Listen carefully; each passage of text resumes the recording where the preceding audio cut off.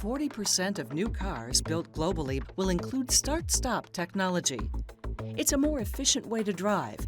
Start-stop is a proven technology that powers some of the top-selling vehicles in North America, such as the Ford F-150, Chevy Malibu, and Ford Fusion. Here's how it works.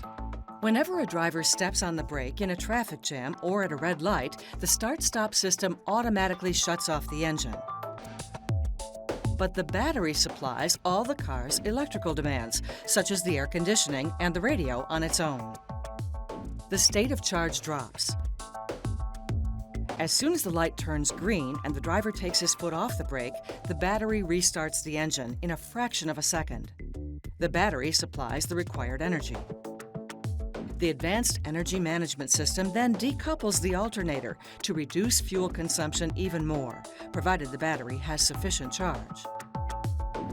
The battery now supplies all electrical devices on its own again until its charge falls below a predefined lower limit. Only then is the alternator recoupled. Brake recuperation helps save even more energy. A generator converts brake energy into electrical energy, which is then used to recharge the battery.